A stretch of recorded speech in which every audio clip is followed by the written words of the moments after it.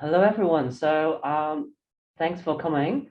So, after our admission talk this morning and our alumni and student sharings in the afternoon, now it is your chance to have a taste of how a psychology lecture is like. So, we welcome Dr. Fieldman to give us a guest lecture on cognitive biases and how they affect our life. So, it's about decision making. Thank you, Dr. Fieldman. Yes, thank you. Very happy to talk to all of you. I think I have half an hour to spend with you.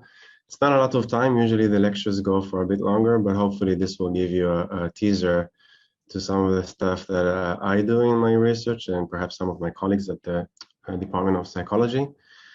What are cognitive biases? Why is this important for us in our lives? We'll do some fun activities together. I'll start with a very interesting and somewhat curious effect that I recently saw on TikTok. It really blew up. It was kind of, it went viral. And perhaps I even came across this. I'll start with this in order to demonstrate something to you. Hopefully it will load up okay.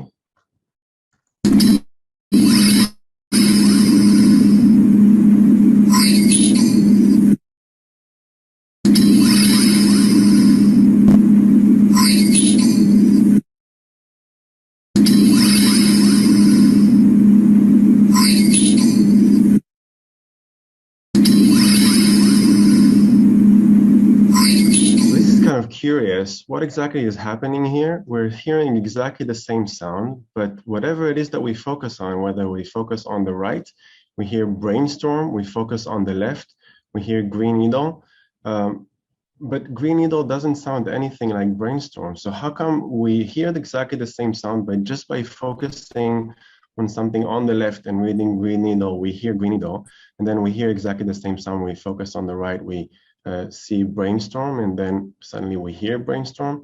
So how is it that our eyesight and the brain processing is causing us to hear something completely different, even though, as you can see, the sound is exactly the same? So this is kind of like a viral TikTok version of a very famous effect that's called the mcgurk effect. And I'll show you a very short clip of a BBC video that's explaining this with one of the experts who are talking about the mcgurk effect. Let's hear it from the BBC video mcgurk effect specialists. At any one moment, we are being bombarded by sensory information. Our brains do a remarkable job of making sense of it all.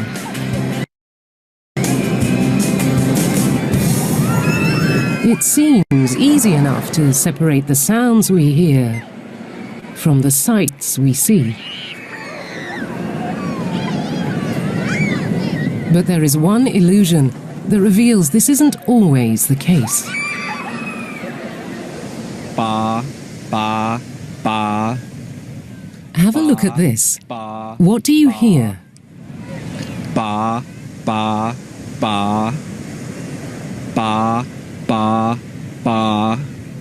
But look what happens when we change the picture. Ba, ba, ba. Ba, ba, ba. Ba. And yet, the sound hasn't changed. In every clip, you are only ever hearing ba with a B. Ba, ba, ba. It's an illusion known as the mcgurk effect. Ba. Take another look. Ba. Concentrate first on the right of the screen. Ba. Now to the left of the screen. Ba. The illusion occurs because what you are seeing clashes with what you are hearing. Yeah, so it's a very interesting effect. It's impossible to overcome. So even if you've studied this for many years, you still, this is exactly what it is that you see. And it seems like whenever, you know, what we see and what we hear is clashing, somehow what it is that we're looking at overrides what it is that we're actually hearing. And that's the priority that eyesight gets over hearing in this case.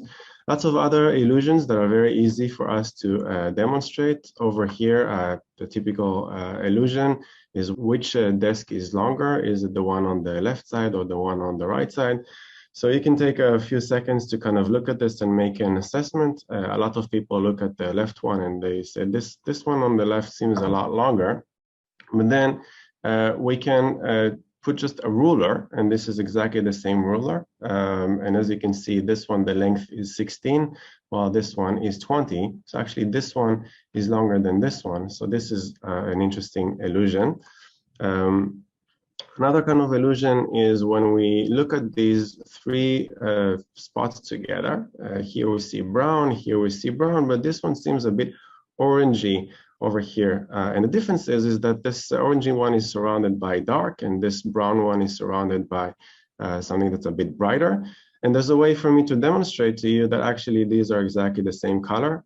So if we take away the context, actually what you can see is that these two are the same. If this is not convincing enough for you, another way to do this with exactly the same thing without removing the context is basically putting this kind of brown one. So you can actually still see that here this looks orange and here it looks brown, but the whole thing together, if we look at this whole line, actually we see the same color. So wherever our eyes are focusing, we see something that's completely different that depends on the context. So once again, there's something very strange that's going on with the way that we interpret information that we see, which really gets you to think, what is reality? Is what we see exactly what's happening in the real world? And we already know that this is not the case because, for example, if you have a dog or some kind of pet that has a super hearing or a super smell, they're able to experience something in the world that we're not able to see. And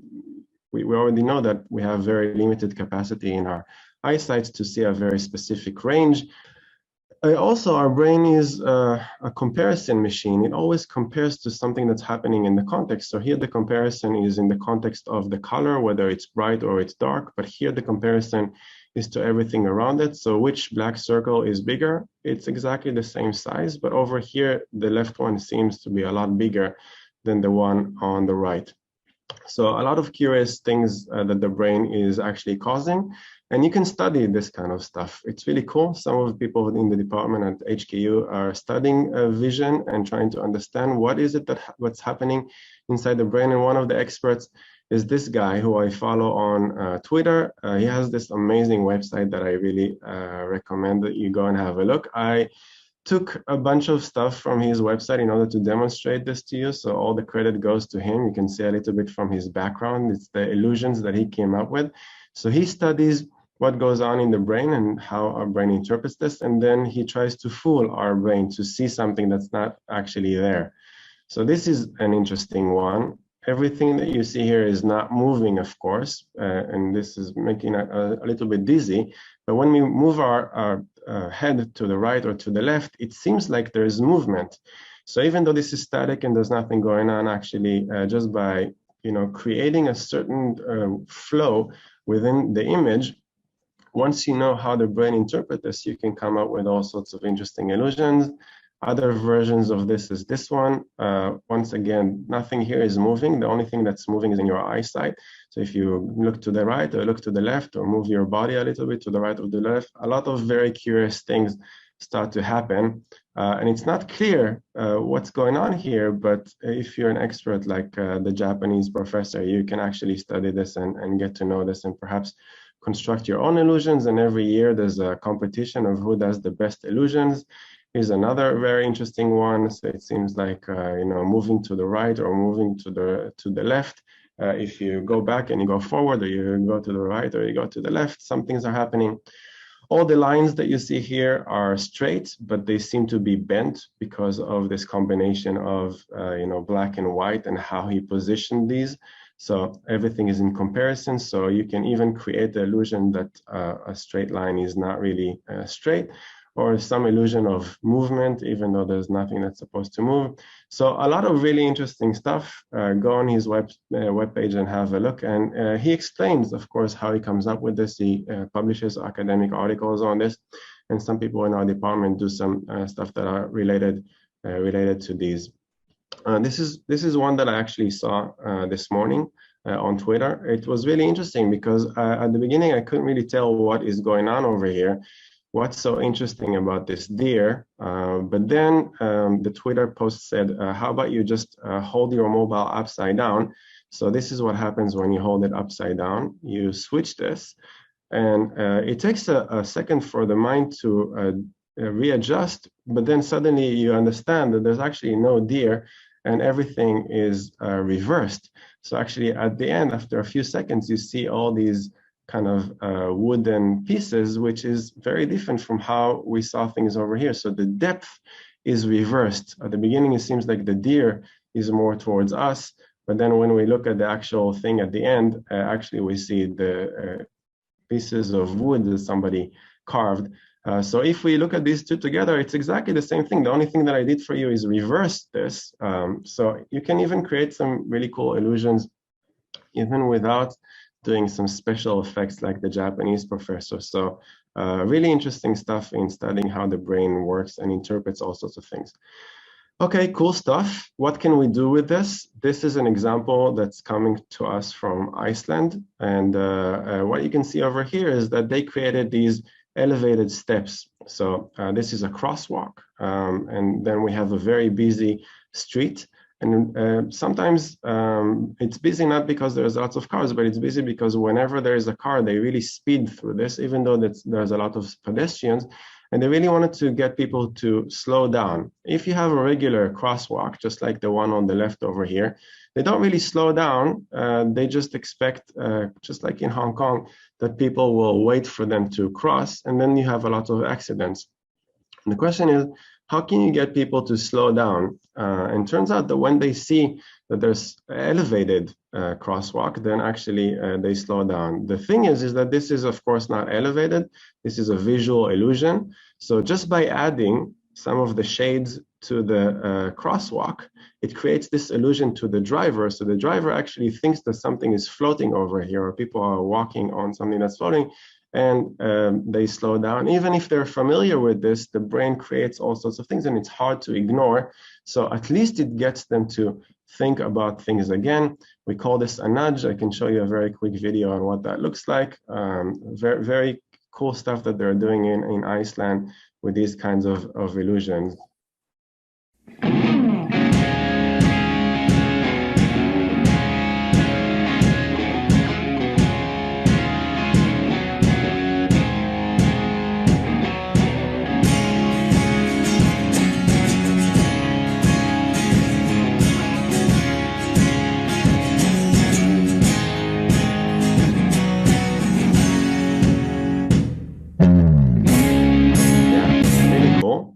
This thing we call a nudge.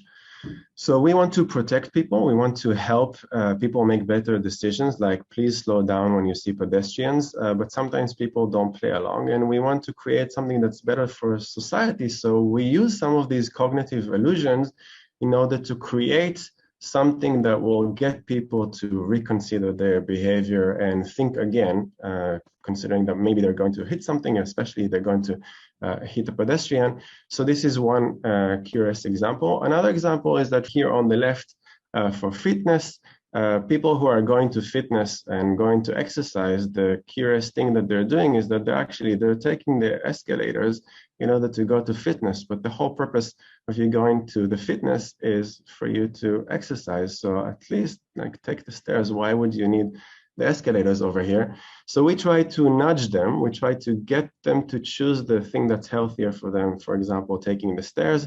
So we do all sorts of things. Like, for example, we give them encouraging slogans like, I want to climb the stairs to fitness. And then it gets them to choose the stairs over the escalators. So another nudge.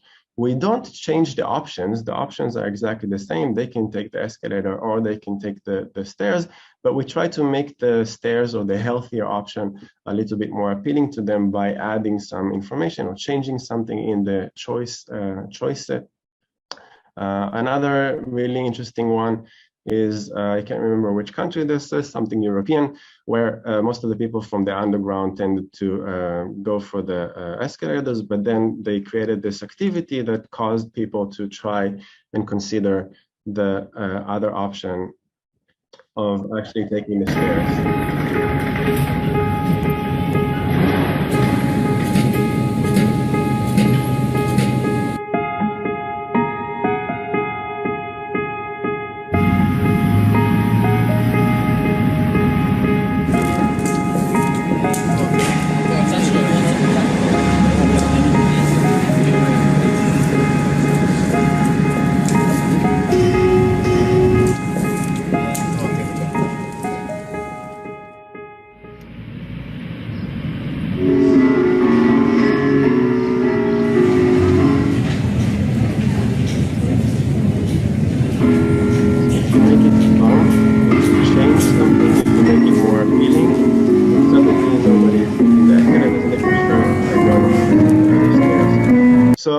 just by understanding how people think and what kind of preferences they have, and we have a preference for fun, then we can change something about something trivial like the stairs and make it something different to help people make the right decision.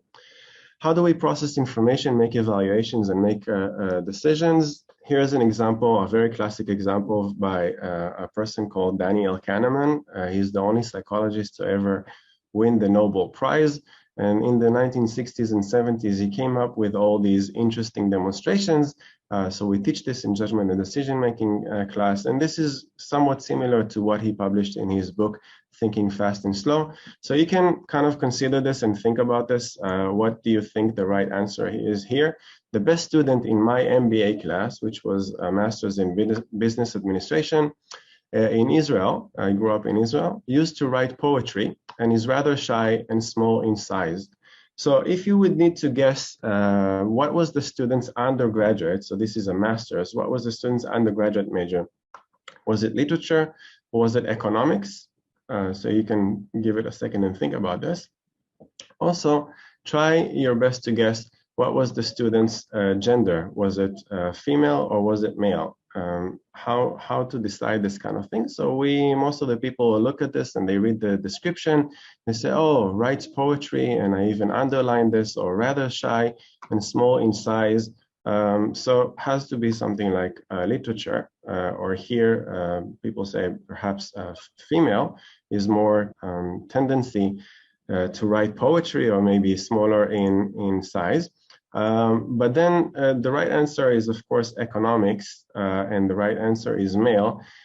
Not because of anything, gender related in terms of writing poetry and rather small and shy and small in size, but more about MBAs. Unfortunately, when we look at MBAs, first of all, just in terms of the number of students that are taking literature and economics, economics is a much, much larger degree than literature. So when we look at the odds and we try to interpret statistically what is happening in the world, actually the description does not matter that much, because there's just so many more economics in MBA than there are people who studied the literature. So if we just look at the general statistics of the frequency of how many students there are in each one of those, it would make a lot more sense that this would be economics. Plus, an economics background is a lot easier to transfer to a master's in business administration compared to the other type. And unfortunately, still the case that there are a lot more MBAs who are male rather than female. I hope that you will help change this kind of thing. So moving away from the stereotypes still exist. So if you would have to do the best guess, actually the best guess is not according to the stereotypes of write poetry and rather small and shy in size, but rather about observing the world, looking at the base rate of what is the frequency of the males and females in the MBA class, and it's about 70-30. In Hong Kong, it might be a little bit even higher than this. Trying to change this, but if you need to make the best guess, you need to ignore irrelevant information. So this irrelevant information is shifting our biases, it's shifting our preferences or valuations, and this actually constitutes as a cognitive bias. Another example, maybe you would see this if you're going to the cinema, is given this choice. So when I go to the cinema and I want some popcorn, and I'm faced with, okay, I can get a small popcorn for $3. This is US dollars. I wish this was Hong Kong dollars. Or a medium popcorn for $7 or a large popcorn for $7. So people are faced with this choice. And when asked, what would you choose? And when I give this to large classrooms and I give this in studies that I run, typically a lot of people tend to go for the large one. Why wouldn't you? It's a great deal. This medium one actually makes no sense. Who would want to choose this medium one? We want to get the large because for exactly the same kind of money, we get the large. But actually, this is a manipulation. And typically when you have irrelevant information and the marketing folks, the companies really try to bias us to get and spend more money and get the large popcorn. So if we only had these two options, the one on the left and the one on the right, some of us prefer small, some of us prefer large. And then based on our preference or how hungry we are, we can make a decision, do we want the small or the large? But suddenly, just by adding one more option, that makes absolutely no sense because nobody is going to buy this medium one. Just because this irrelevant information was introduced, suddenly the companies are causing us to shift our preference to buy the large one. So this is kind of like very, very disturbing. So if you go to shopping malls, go to a convenience store, and you see a bunch of options, and one of the options doesn't make sense, sometimes the option is not there in order for you to buy that option. Sometimes that option is there in order to get you to buy something else. So in the business school, we are in the psychology department. In the business school, marketing folks actually teach you how to, do these kinds of tricks. In the psychology department, we try to help you to overcome these tricks. So understand how these tricks are affecting you and then try to devise a mechanism by which you can ignore the thing that's not relevant and then really make the choice that you want to make without being influenced by anybody else. So beware that companies are trying to do all sorts of things, and it's our obligation as judgment decision-making psychology folks to try and help the individual protect society in order to help people make the decisions that are better for them. And of course, generally, it's much more healthy to get the small. Plus, if you really don't need the large one, it's going to be a waste of food and money to just get the large one if you're not, if that's not what it is that you wanted. The last thing that I want to discuss with you in our limited time is about happiness. What is it that we're not seeing about our happiness? Is there some cognitive biases about our happiness over there? So I really like this kind of also Daniel Kahneman, the same Nobel Prize winning psychologist, about something called a focusing illusion. So this focusing illusion is they got two groups of people living in the Midwest, where it's generally very cold in the winters, to compare themselves to people from Southern California. And they asked them, so you compare to Southern California, who do you think is actually happier? And most of the people in the Midwest thought that South Californians are going to be much happier. And it has to do with the main contrast between these two having to do with the weather. The weather in California is a little bit like the weather in Hong Kong. It's really comfortable weather. Year around, it's warm and nice. We don't get any snow. But actually, people focus on the wrong thing. So focusing illusion is focusing on the weather. When you compare yourself in the Midwest to somebody who lives in Southern California, you're focusing on the weather, but actually when you look at the preference, what do people really care about? What makes them happy? What makes them happy is whether they have job prospects, the academic opportunities, the financial situation, the personal safety, social life. How much does the weather actually contribute to happiness? Not very much. So when you compare the levels of happiness, people living in the Midwest to people living in Southern California, not much difference in there. So sometimes we think that there's something that we really care about, but actually we don't really care about that, about it that much. How about money? Sometimes we think that if we'll get richer and we'll, the more money that we get, the happier that we're going to be. But actually, another study, also Daniel Kahneman, is that up to a certain level, up until middle class, an increase in money and in income is going to help you become happier. But the difference is once you're in middle class, and most of the Hong Kong people are kind of well off, the difference between the people in the middle and the people who are very rich is very, very small. There's actually not that big a difference in happiness between different populations. So at the beginning, it grows up, but then it kind of stables. And then a lot of people saying, I'm going to work in order to get money so that I can spend it and be happy when I'm 60. But you're living in the here and now, especially during times like the pandemic. You never know what's going to happen tomorrow. So why work yourself to the point where you're not happy anymore just for future happiness, which you're not even sure that you're going to get. So I don't know why, but especially in Hong Kong, people spend a lot of time working and being very, very busy and not paying enough attention to their well-being and their happiness, thinking that if they have more income or if they have more success, this is going to bring their happiness. But this is a focusing illusion because actually there's other factors about, family and experiences, and the most limited resource that we have is actually not money. We're fairly well off in Hong Kong. The one thing that we're missing in our lives is time. We don't have a lot of time. The time for us on our earth, this earth is very, very limited, and we need to make the most of it. So actually, we do a lot of studies about how people think about time and how people think about money. And for some reason, people emphasize money over time, but time is actually a lot more, valuable and important. And it's especially when it comes to happiness, we should emphasize time more. And whenever we can, actually, if you can buy time, use money if you can in order to promote your happiness. So buy time whenever possible. We have a bunch of articles on this, and we do some studies on that. When you ask people what it is that they want to do, 99% say that they would want to buy time, but actually when it comes to practice, we don't practice what we preach.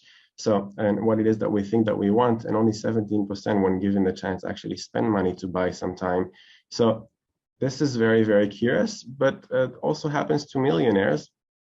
So it's not about the level of money. Some students ask me when I give these lectures, great that you're teaching all this, but do you actually do these kinds of things? And I want to say life is stressful. Professors and students, especially in Hong Kong, work like crazy. But this is not what we try to promote, especially when we study people, their behaviors, the way that they think. We should, of course, emphasize well-being and happiness. So I try to do this in my own life. If you go on my Twitter feed, one of the things that I am most proud of in during my PhD and during my time at HKU is not so much the articles that I published and the research that I do, but I especially like the hikes that I'm doing in this beautiful place. So if you want, you can go on Twitter and then see, some of the places that I visit. And then people say, but things are really, really difficult right now because we're experiencing all sorts of things in Hong Kong, especially with the pandemic. Things are never going to be the same. We can't travel. All sorts of things are not possible. And I just want to tell you, things are going to be okay. We're adjusting. As humans, we tend to overemphasize the hardships. But if we look at, for example, people think that marriage is going to make them very, very happy. There is this momentary happiness, but then afterwards they come to the same, the same level. People think, what's happening if somebody that I care about is going to die? I'm never going to recover from this. But what we see is, after a year or two, people will go back and recover, and even afterwards they become even happier because they see all sorts of opportunities. Also with divorce, we adapt and we adjust and we gain our happiness. Also being fired, things improve over time. And things get to be okay. Even with a major injury, a disability, people think if I lose an arm or my eyesight, if I'm going to be disabled, I'm never going to be happy again. But when you compare the happiness of regular, healthy people to people with disabilities, actually, there's not much difference in the level of happiness between the general population and the people who are experiencing injuries. Also, a big difference is between the remembering self and the experiencing self. I'm not going to go into this, but it's a very classic phenomenon also by Daniel Kahneman, published about this. This is all to say, wrapping this up, is that there's two modes of thinking in our brain. There's one that's more intuitive, that acts on, without effort, is very speedy, based on reflex. And there's one that's a bit more deliberate. And when we do judgment decision making, sometimes it really helps for us to move from what is it that we immediately are seeing and experiencing and thinking and feeling to involving a bit more deliberation by trying to understand what it is that's going on with us and make better decisions that we know will benefit us, especially, looking at our entire lives and in the long term. So cognitive biases, all sorts of things that we should pay attention to. We mispredict our happiness. We misremember our experiences. We don't even follow what it is that we say that we really want or need. But one of the things that we do at HKU Psychology is we study these things. We try to understand how people think, how people feel, what are some illusions that they have or cognitive biases.